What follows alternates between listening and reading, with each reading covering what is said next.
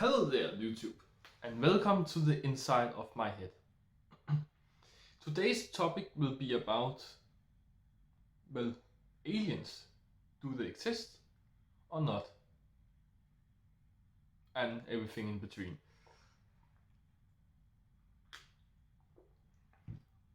This has always been quite a paradox for me because it's one of these topics that's like, is the universe like going on forever, or does it stop at some point? Is it endless, or does it have an end to it? And actually, I should talk about that in another episode now when I'm starting it, because that could be a fun talk. But I will save that for a later episode of this. Now to aliens. I have the same thing with aliens. Because, again, with the universe, does it end or not? My problem is no of the possible choices make sense. And it's the same problem I have with aliens. Do they exist or not? Because do they exist? That would be strange if they do, but do they not exist? That will also be strange. And that's because when we think about aliens, like from movies and stuff, these strange creatures that doesn't look anyhow like the ones on Earth look, then we are thinking, oh, that's impossible. However, we also have these aliens that look exactly like humans. And that also feels impossible, because how on Earth or how in the universe could there be someone just like us? If we even here on Earth don't have anyone like us, we only have like one human, or do we? Because we have black, white, red, yellow, whatever we call the colors. Lot of shades of brown. We have human that's high, low, white. The opposite of white. The tight was I about to say. What do we call it? Shallow, something. We have like some big muscle, small muscle, big stomach, small stomach, heavy, lightweight humans. We have a lot of different humans. Some have very big eyes, some have very, don't take that out of context, swallow eyes. Some eyes are even going like a bit up, and some are going a bit down. And the nose is exactly like that too. Some are going way out, some are way flat, some are showing a lot of the bottom, and some are hiding the bottom of the nose. Like the eyes, they can go in all directions. And the mouth, well, some look like cats, but don't really. But I think some have this little, they kind of look like cat mouth, but again, not at all like a cat. But you get the feeling of that. And some have very big lips, and some have small lips, and some when you see them from the side, and their mouth go out of the face, and some have straight mouth. Don't even get me started. We are only at the face here. The face can be in all different directions on humans. So in one way, we have a lot of different kinds of humans that look like each other. But it feels like we are only one race, and no other races look like us. Dogs don't look like us. But if dogs look like us, then they will not be dogs, then they will be humans, just from another country. You could call, I don't wanna upset anyone, but let me just say one random country, Germany. You can call German for dogs, and then you could say, oh, these dogs actually look a lot like us. Well, of course we don't do that, because they look more like us than they look like dogs, and that's why we call Germans for humans and not for dogs. It makes sense. So that's why nothing on Earth looks like humans, because humans look like humans.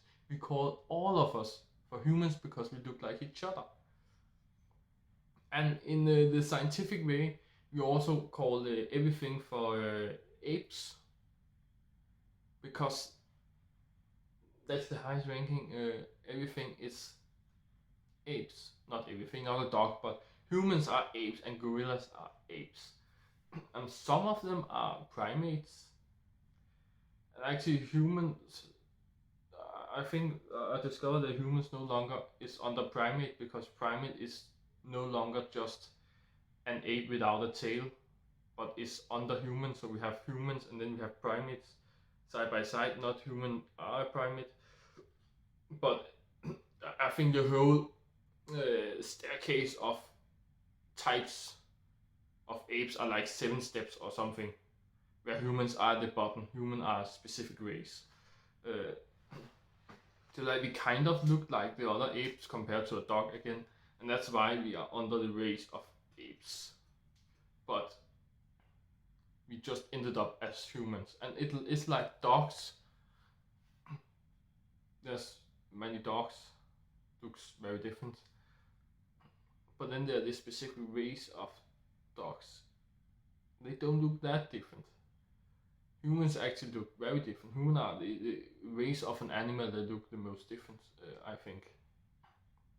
If you compare them to races of animals, not just animals. Because again, there's many dogs, there's many birds. You can also say human and birds. Bird are not even an animal. That's a higher level. But fuck all that. Now I'm thinking too much. Go too deep in that case.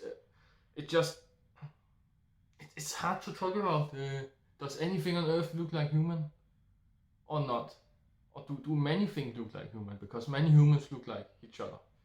All our humans look like each other in some way or another. So there's kind of a lot of us, a lot of different kinds of us on Earth.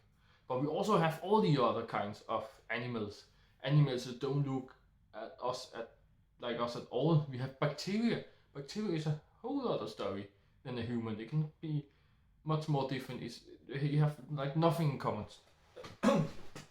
Even the life, bacteria don't live in the same way as human. They don't do what they want and think about stuff like human does. It's on the edge to what you can call life at all. So when thinking about space, what would be the strangest thing? To have an alien that is nothing like any other animal on the Earth, or to have an alien that is exactly like one of the animals, including humans, on Earth? What would be strangest? I don't know, because of course it will be strange to see an alien that looks nothing like what we have seen before, because that's how the word strange end up existing in the first way. No. And it's also strange every time they go deeper in the sea and find a new animal, even here on Earth, that we have not seen before. That's always strange. And strange to see it for the first time, and strange to think, oh, it has always been there, I just didn't know. And strange to see how strange it looks. So of course it will be strange to see an alien look even more different. But when I'm thinking about how different animals here on Earth can look, I'm also kind of like, it cannot be much more strange than we already have it. We have a lot of things going on in the sea. Like 10 kilometers down under the sea level, there live very strange animals. And we have actually never been so long down, so we don't even know what lives there. So it's actually a false statement I came with, because we don't know if there live strange animals. But like 5 or 6 kilometers down, there live strange animals. Imagine we can come twice as deep in our ocean. We have 11.3 kilometers, I think, down the ocean is the bottom of the ocean, the deepest place we have measured. We have measured it at least. So that twice as deep as what we have even came down to and see stuff. And we have not even been down there so much because we cannot take it to be down there so much. Nobody had the guts to be down there for a longer period of time because we were afraid that boats crash and something. So when I say boat, it's of course submarines I'm talking about, because you need a submarine to go underwater. However, imagine we can go twice as deep And if we could be in there long enough to discover all animals down there, it will be very strange. And I actually can't wait to see what we got down there. But just the animals we have seen already. We have so strange fish. I don't even understand how they work. But we also have something else. We have animals that live inside the earth. They live close to magma, lava, melted stones. We're talking incredible hot here. We're talking animals that live in multiple 100 degrees Celsius.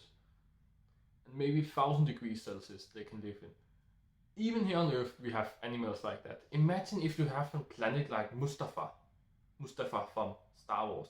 The planet where Obi-Wan and Anakin have their famous fight. A planet completely covered in lava, like 80% of it, and the rest was just some stone mountains that were not yet melted down. Imagine if there was animals on that planet, what they can be like, because here on Earth we have 6,500 degrees Celsius in the core of the Earth, and close to that we have 1000 degrees Celsius in the magma, and they can live animals in these conditions. And here on Earth we have a fine temperature up here on the top of the planet.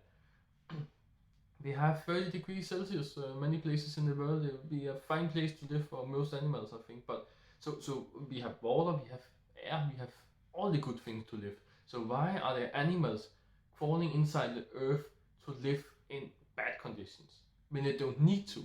So imagine if they needed to, if they were living on a planet that was only magma and they needed to live in the magma. Imagine what animals we could have on that planet. That would be amazing. And it sounds possible too, because again, they do it here on Earth. Even when we have water and air and good things up here, they do it here.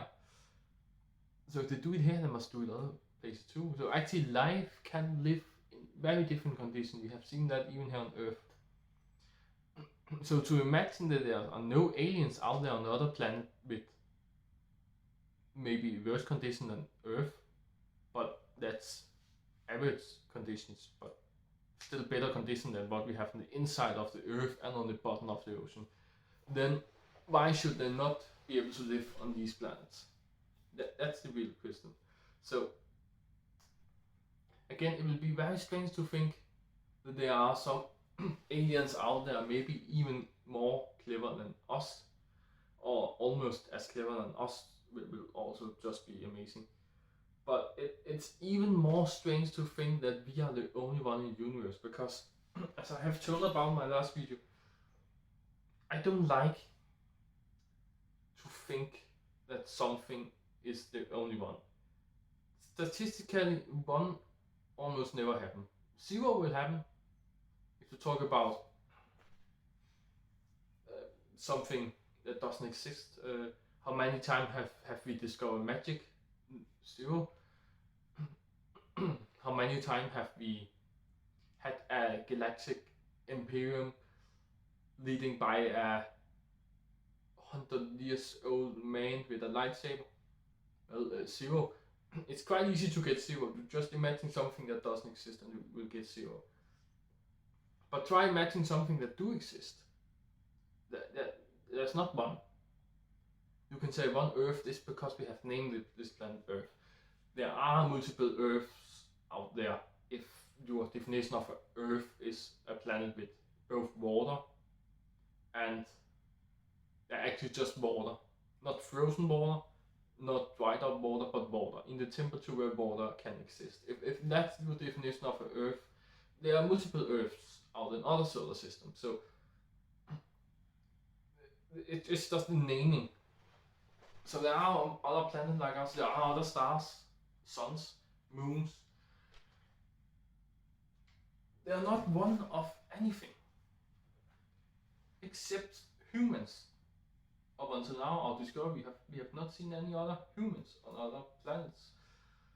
So why should that be the only thing in the whole universe that only exists one of? Why should that be us? humans or life at all?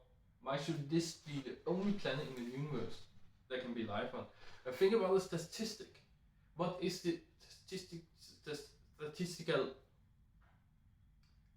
chance that you will be born on the only planet where life is? Well, actually, it's 100% because you cannot be born on a planet without life, because then you were not born.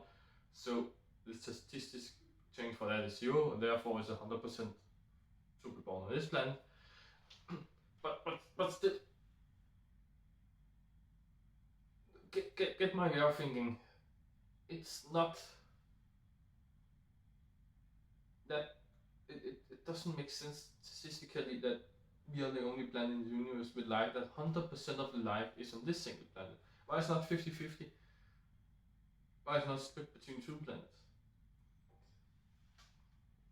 The reason why there's life on this planet is, as far as we can see, because of water and temperature. And temperature is actually because of water, because temperature can only exist, or water can only exist between 0 and 100 degrees Celsius. And so you only have a very shallow temperature range to have water existing. And there are some places on the Earth there's less than 0, therefore there's ice.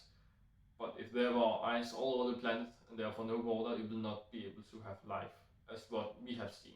So we have to have at least a part of the planet being between 0 and 100 degrees Celsius all year round, because it takes time for life to come. And what I have just learned today by new discoveries, which actually make it faster than what our latest discoveries before that saw. In a point of time, we thought that it took 1 billion years for life to exist on Earth, like since Earth was being born as a planet. But we have found out now that life actually existed in under 100 million years after the Earth was born. But that's still 100 million years. That's less than a year. Can we agree on that? So life cannot start existing in under a year, except your year are 100 million Earth years, of course. But it will be almost impossible for a planet to take so long to go around a sun, a star, because then the planet has to be a long way from the star to make it take a long time to go around.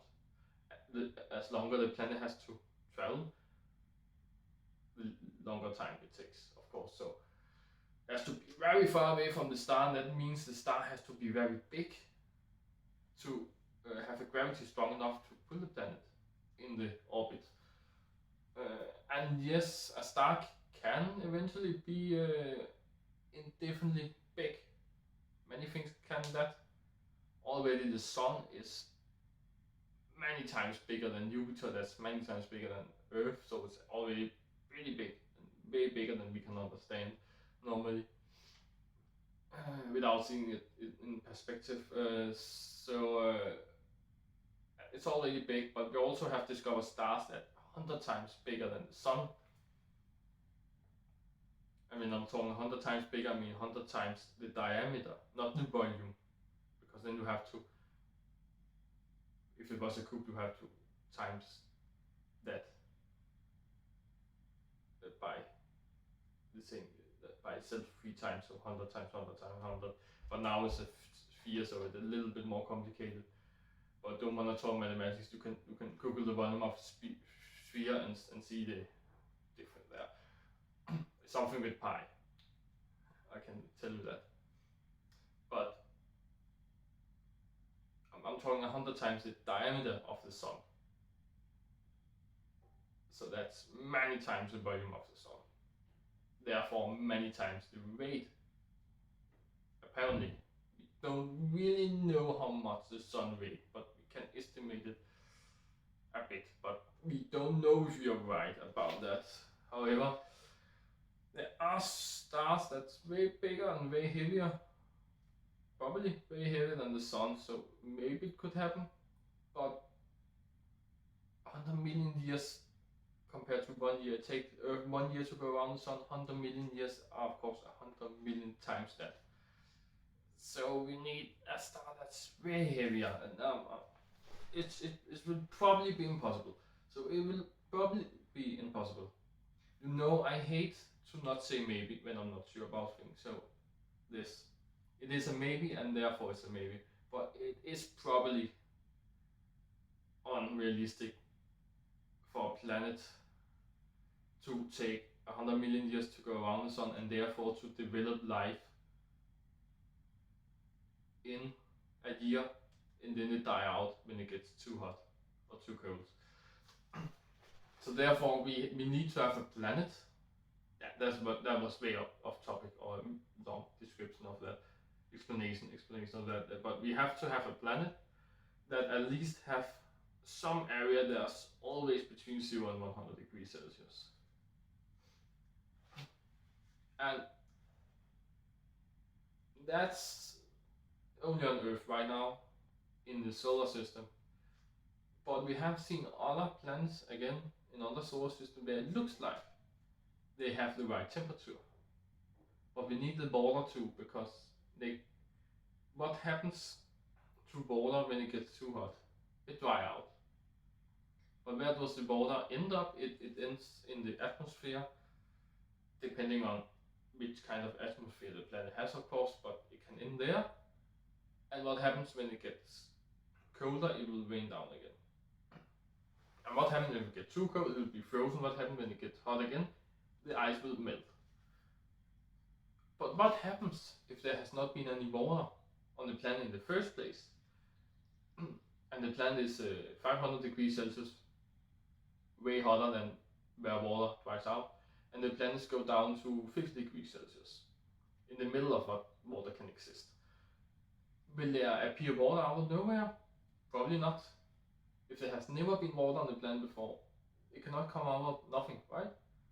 If there has been water in the atmosphere of the planet for millions of years, it can probably start to rain down if the planets get cold enough. However, planets can exist in the right temperature, but with no water at all, because there have never been water.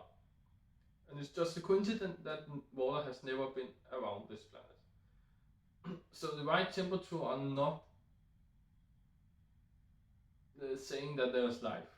We need to have water, and it is apparently way harder to see if a planet has water than on a big distance, at least, than to see if it has the right temperature.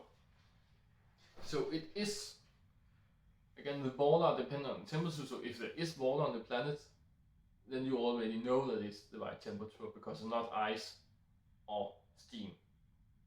Ice and steam is too hot, too cold. But if it is water, like liquid water again, then you know the temperature is right. But if you know the temperature is right, you don't know if there's water. So you have to know that both the temperature is right and there's water to know if there's life or if life is possible. Because again, the possibilities of life are very high if you have water. And actually we don't know that because we have no evidence to back that up. But we assume that the possibilities are high. You cannot really know that because possibilities are normally depending on testing. So if we have seen millions of planets and 60% of the planets with water has life, then we can see, okay, if there's life there, or if there's water, there's 60% chance there will be life. But we have not seen any other planets on Earth with water. So we could say it's 100%, or we could say that Earth is the only planet ever to have life. It can be both. Both can be true. We don't know that, but it seems very likely that water will make life at some point. And therefore we think it's highly likely, because on Earth has been around for 4.5 billion years, I think, or maybe it is longer. And there has been life since the first 100 million years. So that's 450 times more of the planet's lifetime where we have had life than the time we have no life. So it's way under 1% of the Earth's lifetime we have been here with no life at all. So therefore, if you see a planet, and we imagine the planet is as old as Earth, then there would probably be, then the chances of life if there's water are 99%. If we believe that water will eventually make life. If we say that water always make life in 100 billion years, or 100 million years, I mean, then the change will be 99 point something percent. If the planet is as old as Earth. And therefore we think it's highly likely there's life when we see a planet with water. It has to be a very young planet, again under 100 million years old, if there should not be any chance of being life on a planet with water. So that's probably why we think it's highly likely. So we need to find a planet that has the right temperature all year round to have water, and water has to be there in the first place, and it has to be at least 100 million years old. Or not at least, but probably at least. We don't know if life can develop fast, we just know how fast life develops on Earth. So probably. All these are actually probably. We don't really know, but we assume very heavily on these factors. So that's the three things you need for a planet to have to be sure or think for it to be likely there's life there. And when you think about that, it actually seems very unlikely that there's not be any planet like that. I will just look very fast. I've only been talking for 27 minutes, not that bad. So, maybe it sounds unlikely when I say that all these three factors has to be right, but also it is here on Earth. And yes, maybe Earth is the only planet in our solar system where these three factors are right, but the thing about Mars temperature is quite close to us. A little bit too hot, I think, or then it was a little bit too cold, I don't even remember. But it will not be comfortable for a human to live on Mars. But some other animals will be able to. The problem is that Mars has no water at all. But what is strange is that new discoveries has find out that it seems like Mars has water, or not has water, but have had water at some point. And that means that the water should still be on the planet somewhere. Either frozen, stuck somewhere, or steam in the atmosphere. So we could maybe bring water back to Mars in some way or another by heating up or cooling down the planet. So we are very close. The only problem with Mars is that there has not been water on the planet for 100 million years. And we know that because there is no water on the planet. And it doesn't matter if there had been water on the planet for 100 million years, a billion years ago, because the water dried out and the animals are dead, if they have ever lived there. So when water eventually returns to Mars, it has to be there for 100 million years before life will start to exist. And that will not happen in my lifetime at least, and not yours either. So that's not very exciting to think about that could happen in the future.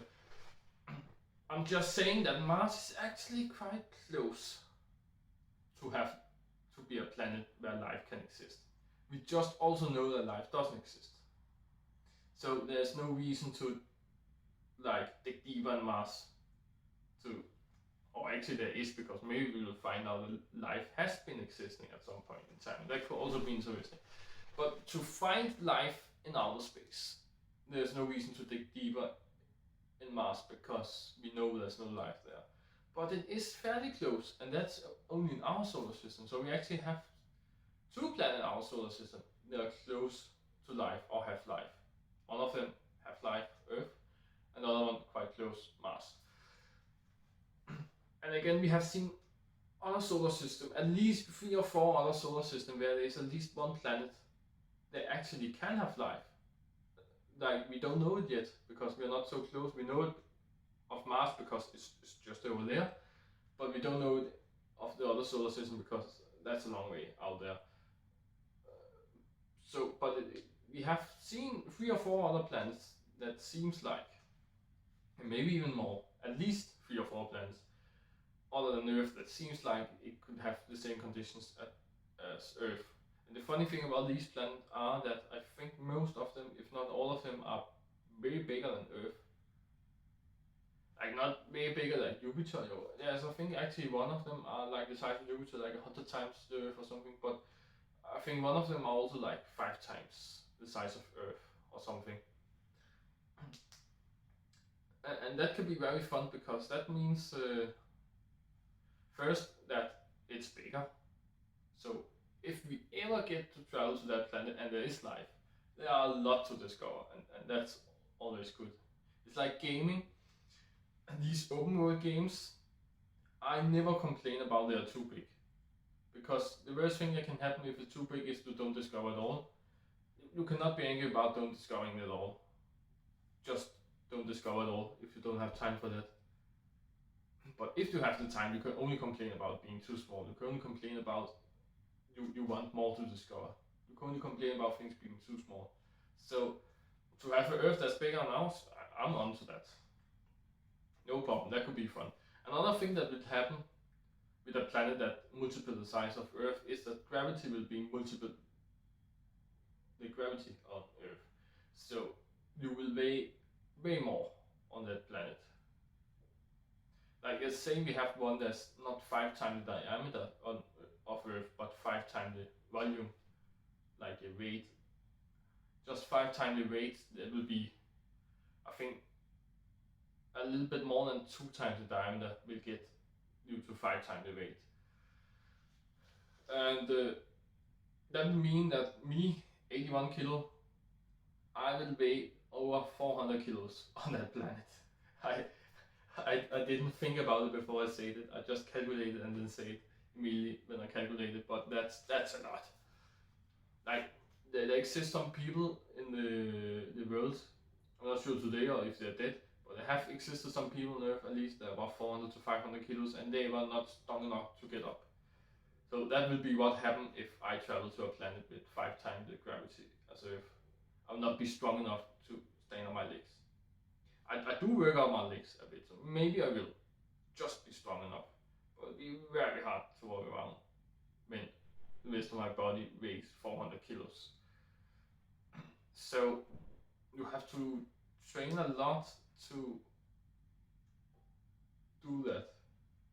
You have to be very used to that atmosphere and gravity. But you will also eventually get stronger if you live there because again your legs, the number one thing the legs are doing is lifting your body around. And therefore very heavy people often have very strong legs because they're lifting a lot of weight around. That's one good thing about being heavy. And that could be fun, but it could also be fun to travel to that planet and just be way heavier. But that will be a problem because if you had a planet that was 100 times the volume of the Earth, 100 times the weight of the Earth, then I will be 8,100 kilos. And that will probably kill me. It's not even that I will lay down on the planet's surface in pain because I could not get up, but my body feels so heavy that it hurts. I will probably die straight up because my sheer bones cannot hold up the weight of the bones itself, and my bones will collapse against my inner organs. So yeah, it will not be fun to travel to Earth's like planet that are way bigger than us. And that's also a very big problem because we are kind of the perfect size for us humans at least to live on. Because also it could be a smaller planet, and that is not that bad because that just means you can jump higher, and like when you're running it will take longer time for your legs, your feet to land on the ground again when you take a step. When you take these flying steps to do when you're running. It mostly means that a lot of things will be easier. but because you're used to the gravity on Earth, it will also become harder at some point because you're not used to be that light and be so long time in the air when you do a couple of things. So you have to get used to that, but eventually it will get easier for you. Also, it can be like too light, too small. I think traveling to the planet Pluto, or the dwarf planet, whatever you would call it. I think they're all planets. All the dwarf planets are planets to me. It's like, I think it was 27th the volume of Earth. So you would be able to jump 27 times as high as on Earth. So that could easily be 30 meters if you are a good jumper, 35 maybe. So that could be fun to work with, but it could also be very annoying, and maybe, just maybe, there'll be some point where you will be able to jump out of the atmosphere on the planet. Like, so if you jump with all your force, then you will not return to the planet again ever. You will be floating around in space. That will be bad too. But I think as long as it's not that bad, then it will just be easier for you to walk around. So I think traveling to planets smaller than Earth, that's just fine. Bigger than Earth can be a problem. But I think again, up to 5 times the gravity on Earth, that's probably doable.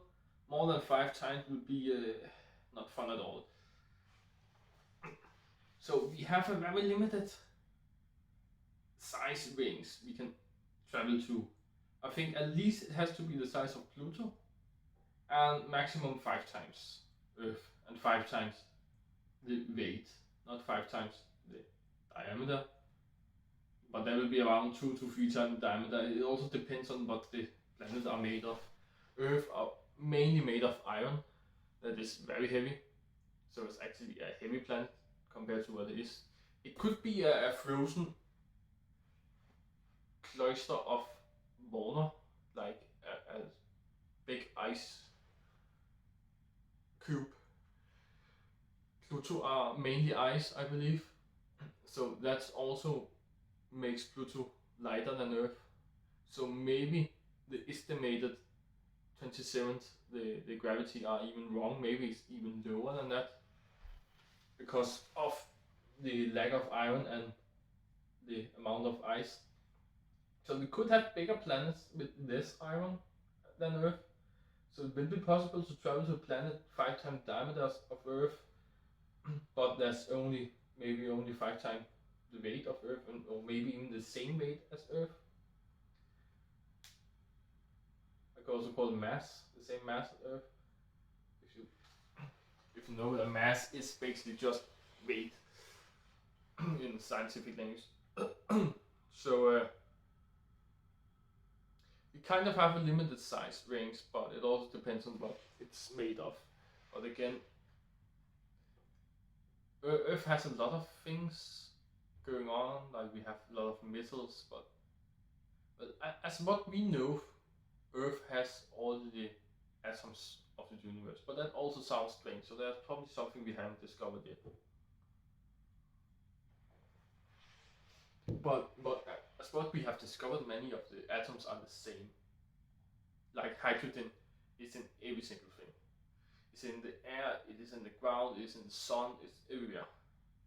Hydrogen, very normal atom. So maybe it makes sense Earth have all of them, but also maybe not. I don't think Pluto have all of them. Again, I'm not even sure Pluto have iron at all. And I'm not even starting on the other metals. They are there. Again, iron is a big part of the Earth. We have more iron on Earth than any other metal together. But we actually also have more iron on Earth than any other material at all together. So it's very normal, and the other metals don't really matter at all, because if we didn't have any iron at all, we would be a lot lighter. Unless it was, it has another metal instead, of course, but if we have the same amount of other metals that we have, it will not really make a difference if they disappear compared to if they aren't disappeared. So it mainly has to do about what our core are made of, and if it's made of iron or if it's made of something else, ice or something. So a lot of things can happen, but a totally icy planet will not work anyway because there will not be water there then, unless it was ice in the middle and water on the outside, but that doesn't really make sense because the Earth are hotter in the middle and on the outside, and I don't know if that is something that happens to all planets or if it also can be switched around and it can be cold on the inside and hotter on the outside. I'm not sure about that. Maybe that can happen. But we have this limited. We have no matter what, we have kind of a limit to the size of planets we can travel to. It cannot be too small or more important. It cannot have too little of a mass. It cannot have too big of a mass. Because the gravity alone will be a problem for us. And that sounds like our humans are just like used to this amount of gravity. So let's try imagine what will happen if we had a planet where humans could never travel to, but there was starting to get some life on that planet. The first thing I'm thinking is if we have a planet 100 times the diameter on Earth, which make the volume like maybe 1,000 times the Earth,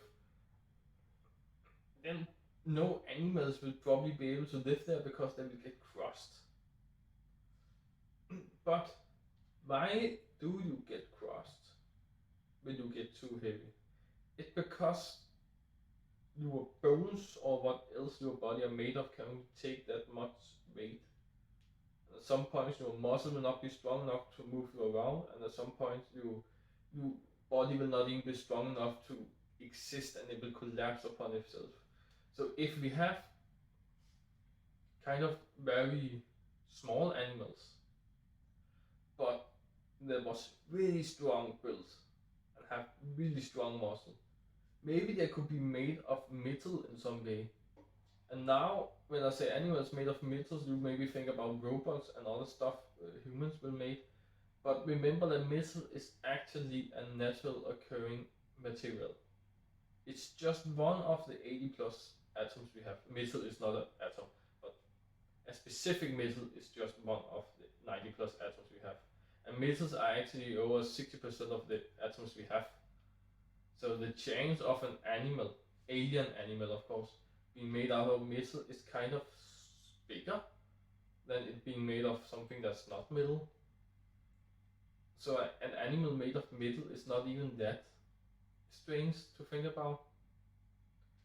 And just a little disclaimer here, I have actually never think about this before. I'm just started thinking, and when I start thinking it can go to all places, and now nobody can stop me because I'm alone. Or I'm with you, but you cannot say anything to me. So now my brain can go anywhere. So now I'm thinking about animals made of metal, and I actually have to see if it's stopped. No, it's not stopped. 43 minutes in, and my camera has not even stopped me, so nobody can stop me now. I'm starting to think about animals made of metal. That's stupid. Or it's actually not stupid because I have an explanation ready to make it not stupid anymore, but it's strange. That's how my brain works. It is strange. If you're not sure it's strange, I can tell you it is working like that. So. But again, animals are just made of some of the atoms we have here on Earth. And why should we believe that any alien animals are made of the same number of atoms as we are here on Earth? When we have all these other atoms, all these metals, why are they not included? And they actually are, because our bones are kind of made of metal, and we have a lot of iron in our blood actually. So even the fluid in our body are made of metal. And we actually have a lot of metal. We have some silicium too, and this whatever. So we are actually made of a lot of metal. And the reason why we are that are because we need our strong bones to lift our body on this planet with. of strong gravity. So imagine if you should create life on a planet with a stronger gravity than Earth, then you need more metal. So the fact that we are actually made of some metal makes it very possible that on another planet an animal will be made out of more metal than we are here on Earth. So it's not totally impossible that an animal can be made nearly 100% of metal and maybe have very few moving parts. And now I really sound like it's a robot. But the only place they don't need metal are there where they can move.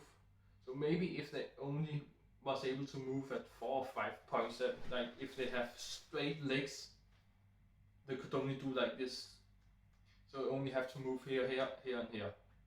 And then they maybe can move their head. So 5 points of movement. If they only have these 5 points of movement, they only needed non-metal features here in the moving part. But this could be 100% metal.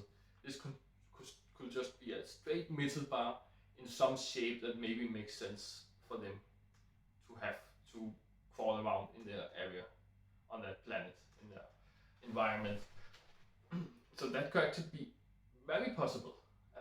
As long as I think about it, as more possible it gets. Because again, everything actually happens on Earth just in different amounts. So if you take one thing that happens on Earth and just try multiplying that amount, you can get to very strange things happening. So metal animals on a big planet 100,000 times bigger than Earth kind of makes sense. What happens if it's a very small planet then, where the gravity are so low that you will easily jump out of the planet? But then you don't need particular strong animals, because your body will feel like it weighs nothing anyways. But you still need some weight to you, because you need to be heavy to not fly off. So there'll probably be some very big animals. They could be hundreds of meters high. And therefore they can have a lot of mass, because they have a lot of body to have the mass inside. And then they will not be particularly strong, they will not need a lot of muscle. They just need a lot of weight. So that actually made me thinking more metal again. Metal solve any problem. So they don't need muscle in their legs, they just need metal to make some weight to them. But it don't need to be very strong again. So it don't need to be the strongest metal. It could be like, it could also be like concrete-ish stuff. Some ceramic. Ceramic is actually very strong. It could be like our bones, like mainly made of calcium or something. That should be very heavy too. Yeah, I don't know. It's maybe just bone like us. They could probably live with some calcium-rich bones that just fill up like nearly 100% of the legs, so there's only a little bit space to muscles that can make them move, because they don't really need the muscle to lift their lightweight body anyway. They just need the weight to weigh as much as possible so they don't fly off the planet. So it would probably be very big animals. Imagine an elephant or rhino, or maybe a dinosaur, one of the, not like Tyrannosaurus, but more like the long-necked dinosaurs. They have a lot of names. Ultrasaurus, or is one of the biggest one, and what was this? Brazil? No, Thai. What do we have? We have some Brazil. I think we have a Brazilsaurus something. There was some country, Argentina. Oh, Argentina, yeah, yes. It was an Argentinosaurus or something, also a very big one. But you know them as the long-legged dinosaurs from movies. the dinosaurs are always portrayed as the biggest one because it was the biggest one, and some of the species at least was the biggest dinosaurs ever lived on the planet.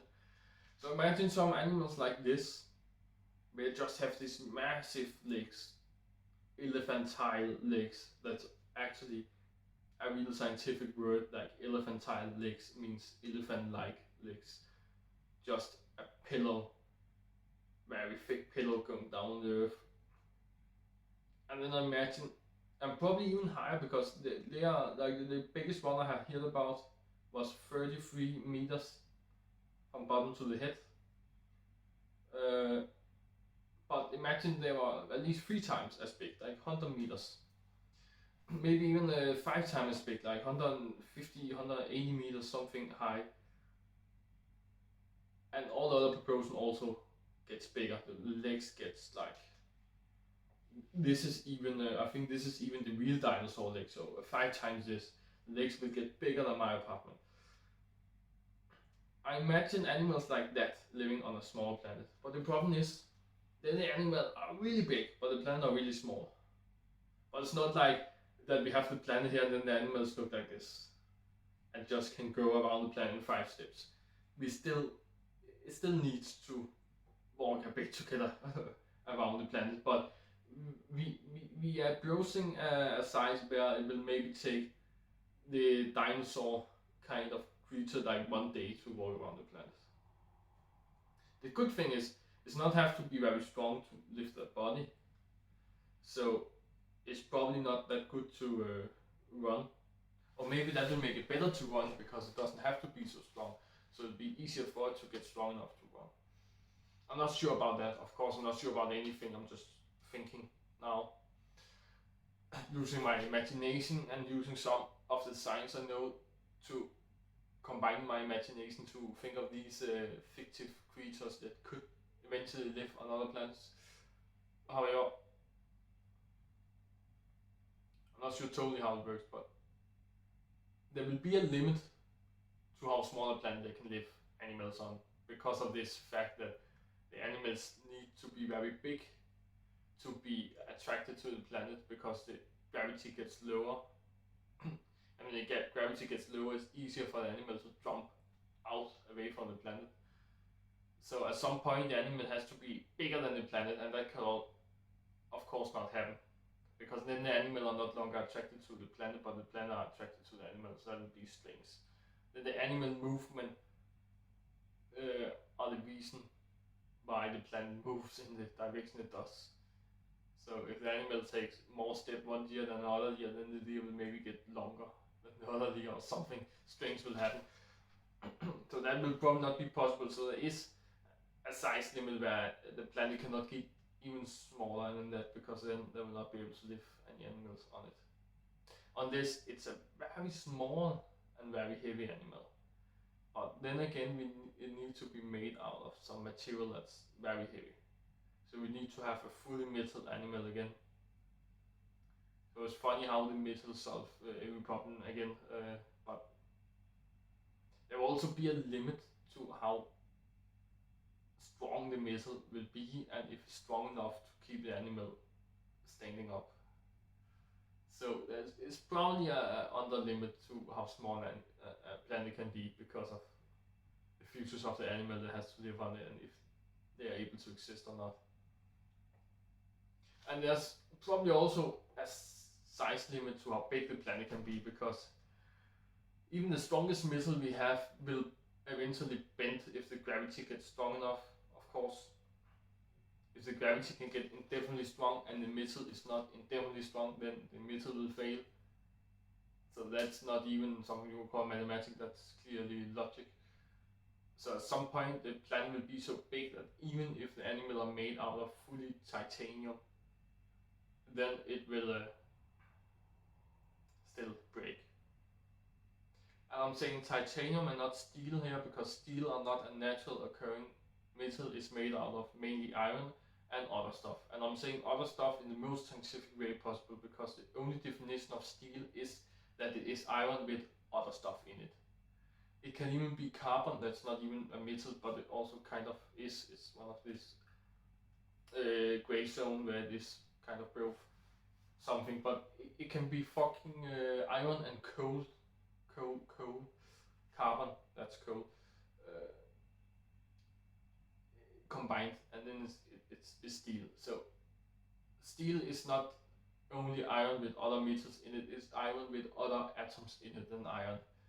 So that's the definition of steel. So not very precise, but most of the steels today are waterproof, not waterproof, but stainless, they cannot rust. We have almost all of steel today are stainless, so they cannot rust, and very strong, because that's two futures you of course want. So that's two futures that always is steel. But steel are still not naturally occurring. So there cannot be any animals made out of steel, sadly. But titanium is a natural occurring atom, so an animal can be made of that. So titanium is way stronger than iron, which are the natural part of steel. Again, the strongest of, there's other things too, but the main part of steel again. So titanium is one of the strongest metals we have, and even titanium will break at some point. And I think we have stronger metals too, but then they are radioactive and a lot of problems. But even when all the other metals are considered, even if you took the strongest metal we have, it will still bend if the gravity is strong enough. So even an animal made 100% out of the strongest metal, which will not be possible, because if it was 100% that metal, it will not be able to bend, because that metal cannot bend. However, even if it was theoretically, then it will still bend under the pressure of an indefinitely big planet, because of the indefinitely big gravity. So there is a size limit to how big a planet can get and still have animals on it. Also, at some point, the planet will get so big that it will not even be able to hold itself, so it will collapse on itself and make a black hole. And of course, you cannot live in a black hole, or we actually don't know that, but probably not be the best circumstance for living. So, but up until the point where the planet gets so big that it collapses on itself, the animals will not be able to live up until that point anyway. So even then, it will not make sense. So there is a size limit to that, and so it's a size limit in both directions. I'm just saying that humans' size limits are way smaller than the possible alien animals' size limit. So even if you find planets where humans will never be able to go, then maybe there live some other alien animals on that planet that are able to live there just fine, under the circumstances and under the evolution they have passed through, at least. So I don't know what I'm talking about in all directions again. I kind of get off topic, but I managed to get off topic this time, inside the topic in some way. However, the conclusion of all this is probably just that I imagine that it will be very unlikely for the universe to not have any other animal-like creatures like us, or not us like in human, but us like in what we have on planet Earth. There is probably life out there, because it's highly unlikely there will not be life. It's also strange, again, thinking about life out there, but it's just as strange, at least as strange, to think about that we are the only one in the whole universe. Think about how big it is. Even the solar system. It's strange thinking about we are the only one in our own solar system, because it's that big. And then we have our galaxy, way bigger. The solar system is nothing against the Milky Way galaxy. The Milky Way galaxy is so big that if you show it on my 55-inch television screen, you will not be able to see our solar system, because it's too small for you to see. Even if it was an 8K screen and you get really close, you will not be able to see our solar system in the Milky Way, because that's how big the Milky Way is. And the Milky Way is just one galaxy. We have millions of galaxies, we think, at least. I don't know how proven we have with these numbers we throw out. They are very estimated. We haven't counted everything in the universe, but imagine there's millions of galaxies like the Milky Way, and some are even bigger than the Milky Way. Actually, as of what we have found out now, the Milky Way are kind of a small galaxy, like under. middle sized, so under average, I should say. It's an under average sized galaxy, so imagine even as big as the Milky Way is, that it's a small one. There's way bigger. So many millions of more galaxies, and most of them are way bigger than ours. And that's the whole universe, or that's the universe we have seen, the universe we know of. The universe can be definitely amount bigger than what we have seen and know of, and estimated and think they exist out there. And there should not be any life. Like at our planet, we should be the only planet in the only solar system, in the only galaxy that contains life. Even if there was one planet in every galaxy, not in every solar system, but just in every galaxy that has life, then it will be strange. There's only one planet in every galaxy, but even if there will be more than millions of planets with life. But imagine every solar system has a planet with life. That makes more sense to me. I know it's not true because the closest solar system we has clearly no life.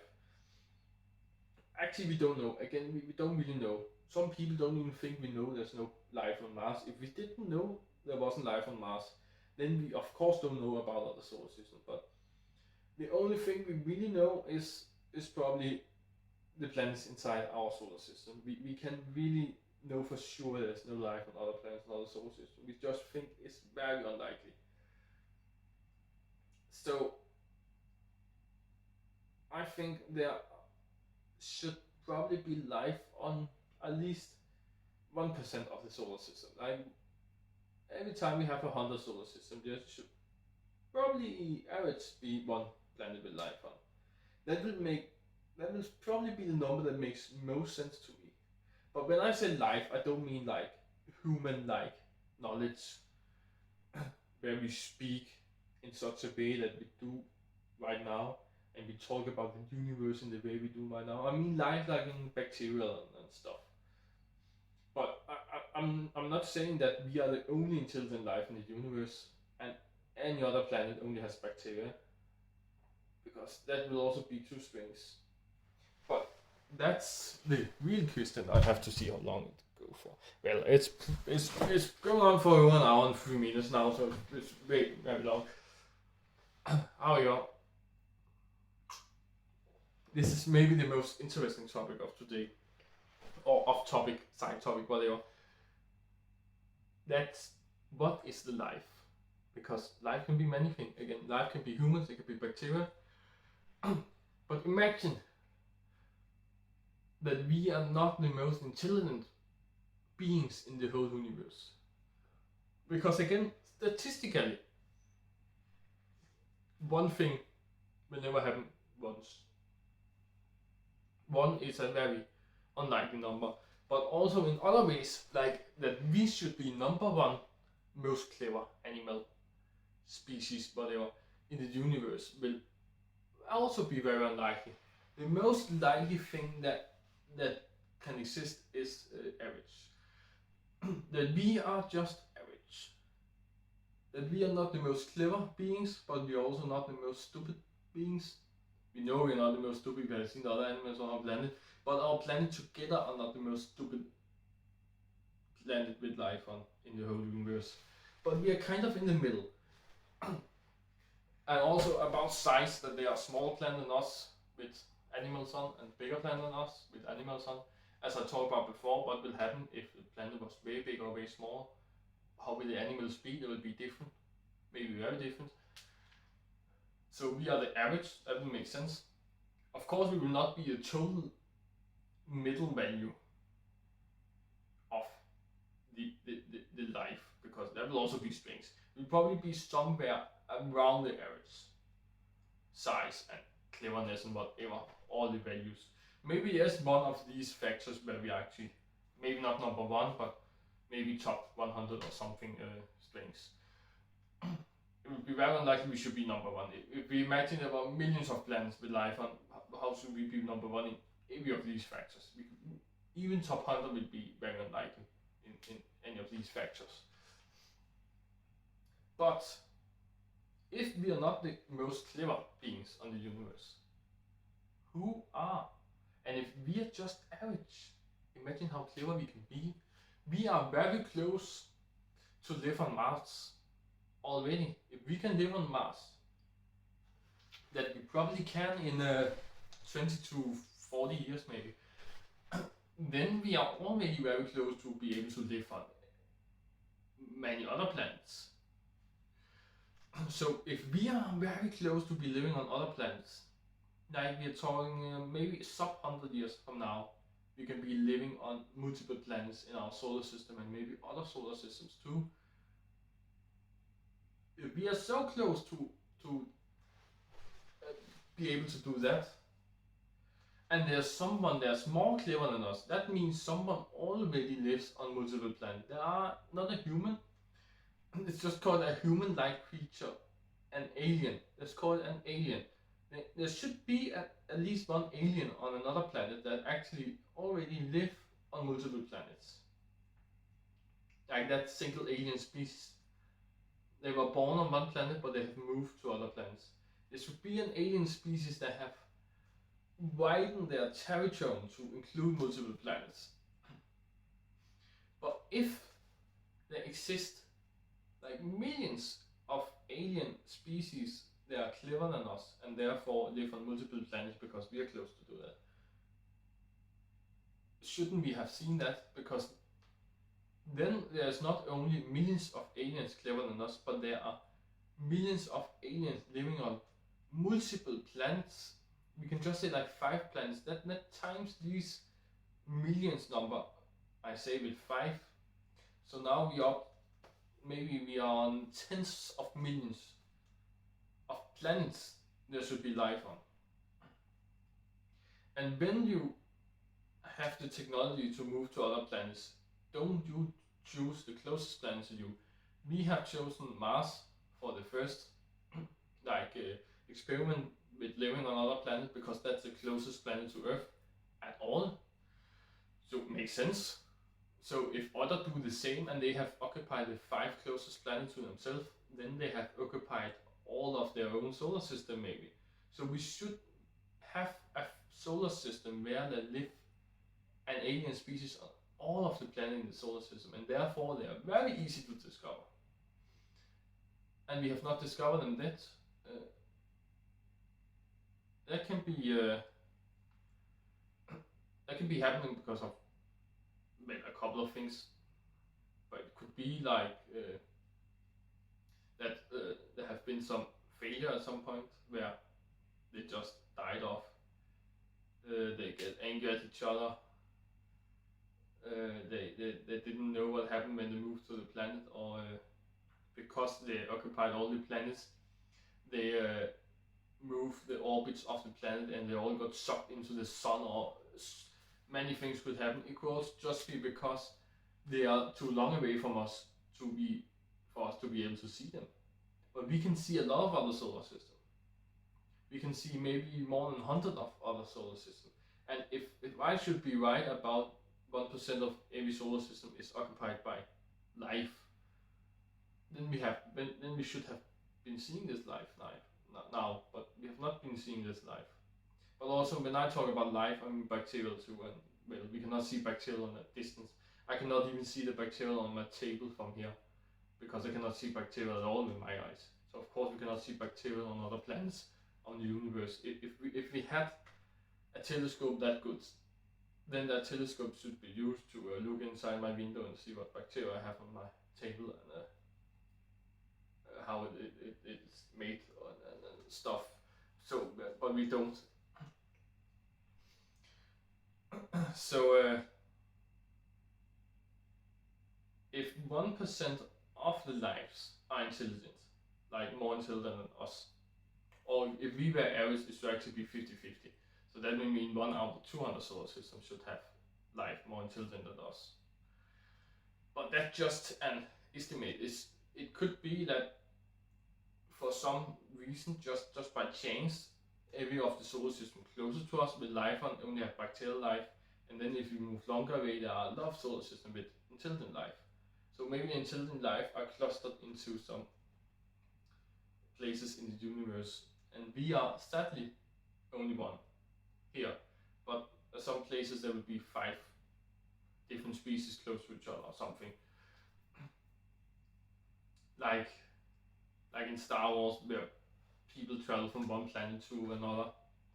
Well, they don't really tell you the distance of the planet, and it is mostly a full galaxy with different planets spread all over the galaxy they travel to. So it doesn't really, it isn't really that close to each other, but it feels like in Star Wars that they are close to each other because they just travel all the time, travel from one planet to another.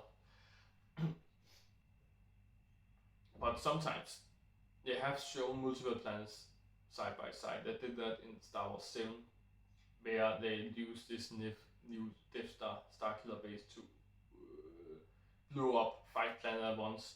Then you saw that the 5 planet was just side by side because it was in the same direction when it shoots. So they were very close. So there were intelligent life occupying very close planets in that movie, at least.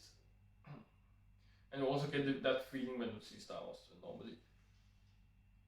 So maybe it is like that there are planets very close to each other, but they are long away from us.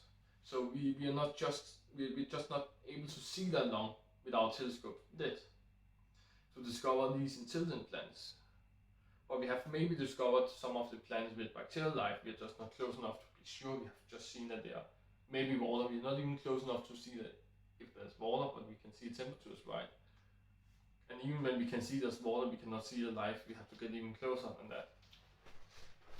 But of course, intelligent life will be easier to discover because you can see technology. If they are more intelligent than us, there should be more technology around the planet. Even us, if you look at the Earth, like pictures from 2021 of the Earth from outside, you can see all of these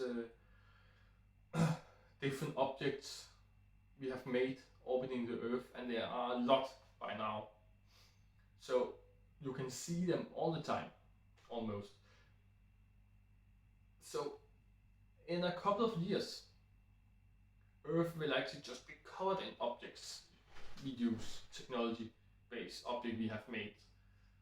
And it will be very easy to see from a distance. So if someone was more clever than us, was longer in their development of technology evolution than us, it will be quite easy to see on the distance, actually. So it must be somehow the distance.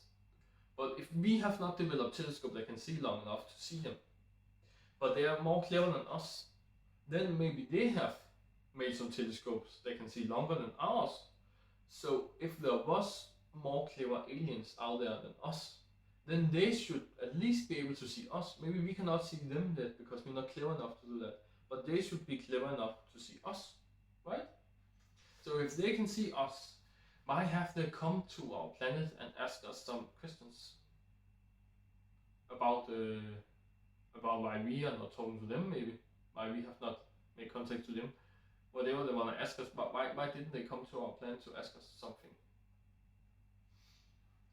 Because they're afraid of us, maybe?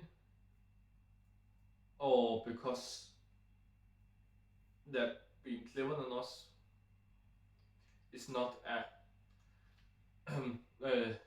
straight curve, but it can be they're clever than us in some ways, but stupider in other. Maybe they have not think about the telescope at all, but they just make new technology to work on their planet and to make their life better. Because actually telescopes is quite kind of a stupid invention, because it doesn't make our lives better in any way, like practically right now. It just makes us able to see longer out in the universe, and that makes that feeds our curiosity. We have a natural curiosity in humans, and we think maybe that many humans are not that curiosity, but they are kind of. Any humans are has more curiosity than any animals, because they don't care about shit. They don't only care about eating some food, but all humans care about something. All humans are interested in something. Some are just more than others, like me. I'm interested in everything almost. So it feeds our curiosity to see out in the universe, and it makes us clever about some things of the universe, at least. But we cannot really use that cleverness to make our lives better in our lifetime. Unless, of course, you feel it makes your life better to know stuff about the universe. I feel it makes my life better, so it kind of does. But straight up practical, you don't get richer about knowing stuff of the universe. You don't get better food on the table to know stuff about the universe, you know? So maybe other intelligence being has not been thinking about discovering things. They don't care. Maybe they just care about getting the best life possible. So, but there's a but there, because many scientists think that one of the reasons why humans are so clever that we are is because our born curiosity. Because actually, they have discovered that the Homo sapiens, now I'm going back to the Stone Age again, I do that in every episode apparently.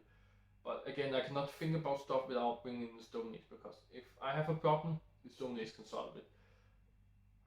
But Homo sapiens, they were traveling a lot around the world actually in the early days where other hominids existed, because they have some curiosity that made them think what is on the other side of the water and what is on top of that mountain. So we traveled a lot, and we have traveled to all corners of the world. Even before the modern time, even before planes got invented and stuff. Where other hominids, they mainly stayed in one place because they just cared about getting some food, and you don't have to travel thousands of kilometers to get food because there are food all over the planet. And they just care about getting the generation to the next. But humans, Homo sapiens, they have some curiosity, and they want to feed that curiosity by traveling, by seeing what's on the other side of the horizon. And that is probably why we survived, because we learned a lot of things and we adapted. It got easier for us to adapt to things because we have lived many places on the earth, so we could adapt to many things happening on the earth. And we also get more clever, because the curiosity made us feed ourselves with knowledge we don't really need, but more knowledge makes you clever. As more you think, as more you will be able to think the right way about new stuff. So because we get more clever about stuff we don't know, we were easier to learn stuff we needed to know. So that's why humans are humans actually, and not dead. And that's why we are so clever today. It's our curiosity. So maybe it will not be possible to have an alien being clever than us without being at least as curiosity at us. So maybe it's a stupid claim to say that maybe some aliens are clever than us but not having the curiosity we have, and therefore just think about their life, their planet, and that's it. So if there are more intelligent beings than us, they will probably try to discover the whole universe. Because why the hell not? If you have technology and you have nothing else to do in your life, why not? But I still have a feeling about maybe not every being clever than us has actually tried to discover the universe more than us. There must be some diversity here. I just think it's not too long away. I just think we are the average again.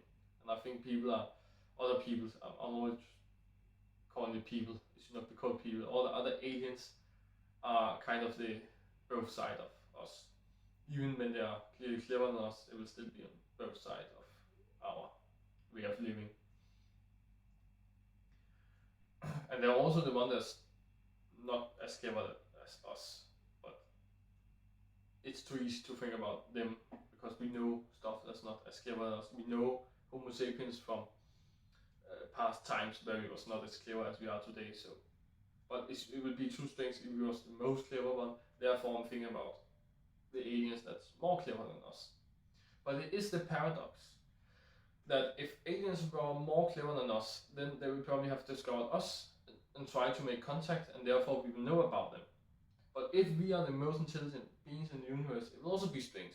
There's not really any paradox in us being the most intelligent being in the universe, other than the statistically proof that one almost never happens, and number one is very unlikely to be. So there are probably a couple of aliens more clever than us, but they are probably a long way from us, and either they don't care, or then they have also not discovered technology to find us. Or maybe they have the technology to travel to other solar systems, but they have just not came to our solar system yet, because there are a lot of solar systems out there, and maybe there are some solar system that contains beings more intelligent than us, and therefore more interesting to turn to. So imagine you are the most intelligent being in the universe, and there are like thousands of beings less clever than them, but more clever than us humans on the planet Earth. And you are the most intelligent being in the universe again. Don't you want to travel to one of the thousands of solar systems with very clever beings before you travel to the solar system with us humans? You probably do. So the paradox where aliens that are more clever than us will probably discover us before we discover them, because why should they not care about us?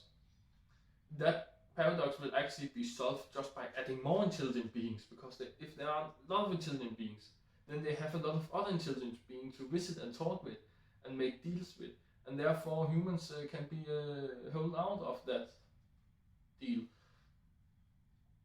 But I really hope, kind of, that what I really hope will happen is that we get so clever at some point that we are able to travel out in the universe and travel to another planet that has some life that are very dumb.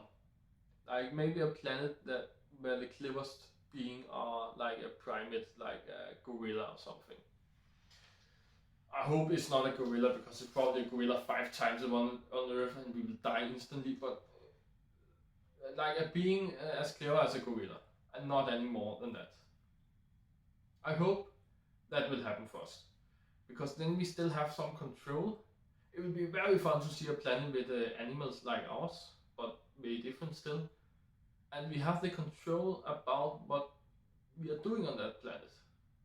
We will not get into prison when we land on the planet, because the intelligent beings on the planet don't like us being there. They are just animals, and we are in control. And what I hope happens after we have discovered other planets with life, so after we have discovered life, I think we should discover life ourselves. We should be so clever we can discover life. I really want that to happen. But what I want to happen after that is I actually want a more intelligent being than us to discover us.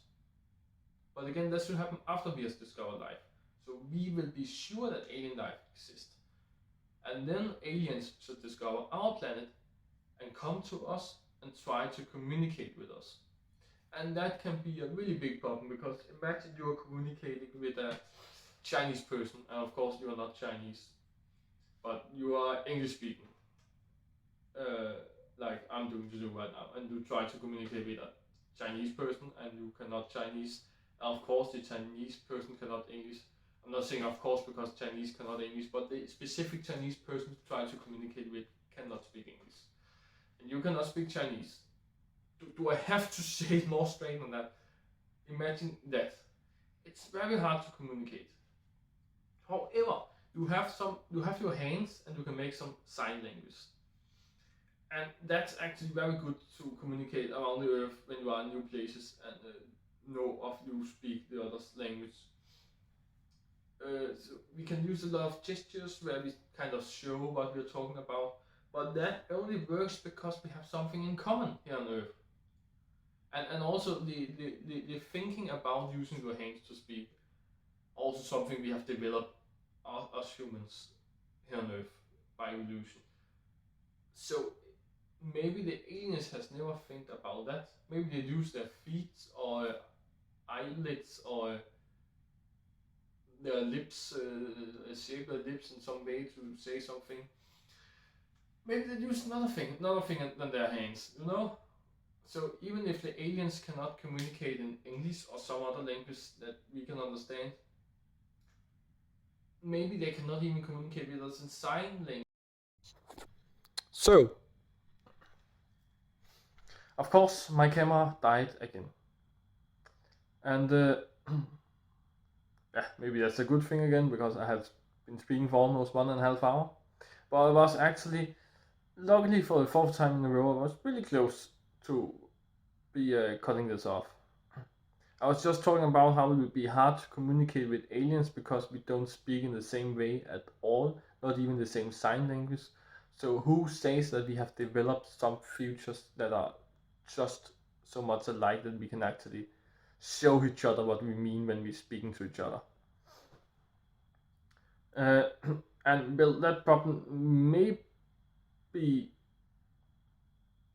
solvable if we draw things, if we have video cameras, like if the aliens have videos of their planet, they could show off their planet.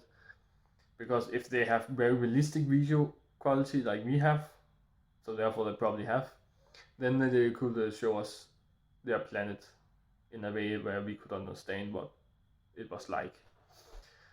But that's not much communicating, and we cannot really exchange technologies like that and stuff. And I think we need to really be able to do that to make some deals with them. Because I think what is very interesting about clever aliens contacting us is that if we can do something for them, maybe just a little thing, then they could help us make our technology better, faster. It could go incredibly fast. It depends on how clever the aliens are. If the aliens are many years ahead of us in the technology, then they could easily push us multiple hundred of years forward in technology compared to what we have been able to complete in that same amount of time if we were not discovered by any aliens. So I really hope that happens, because I hope the technology evolves fast. It cannot be too fast, I think. So I hope we get some help at some point. So I really want us to discover life before life discover us. But I also want alien life to discover us before we discover them at some point. So first I want us to discover maybe some bacteria and some water first. Firstly water, then when we have discovered water, we can discover bacteria, and then we can discover some Earth-like animals.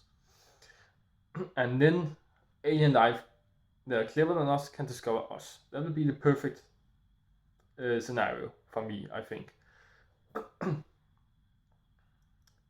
And I think that you can hear, like for me, that I believe in alien life. Because I probably do. I can just not get myself to say that I truly believe there's someone clever out there than us. But it also feels strange if we should be the most clever one. So if I think logical about it, I think there's someone more clever than us. But it's really hard for me to really believe there's something clever than us. If I just think about that singularity of that sentence. However, it would be very strange if we were the only life at all. There should be some life out there. So I'm pretty sure there are alien life. And I'm saying pretty sure that there are alien life in the scientific way of alien life. That alien is something we don't know of, and life is something that live in just one way or another, like plants and bacteria included. More intelligent, less intelligent than us. Everything included. Everything is life. In that case, I truly believe there are intelligent life, or not intelligent life, but probably true. But I'm very certain there are alien life somewhere out there. And I'm pretty sure there are intelligent life too. So that concludes this topic for today. And I hope you have enjoyed the ride inside my head. And find it interesting or learn something. If not about how alien life possibilities is then about how I'm thinking at least, or maybe you just find some parts of this video interesting, or maybe you just got a good laugh. No matter what, I hope you liked it, and if you liked this video, consider subscribing for more of these videos and also other videos I have on my channel. I have some travel vlogs, gaming videos, I have unboxing and technology reviews, and probably other things too. I don't remember. I have a lot of things, cannot even find out myself. So try to take a look. Maybe there's something you like, and if there is, then subscribe. Or if you like this, subscribe. And if you really like this, try liking it, like for real, like down the button, just down there, just press it. Or don't, I don't care. Don't do it if you like it, but if you like it, do it, why not? And I guess I'll see you in the next one. Bye bye.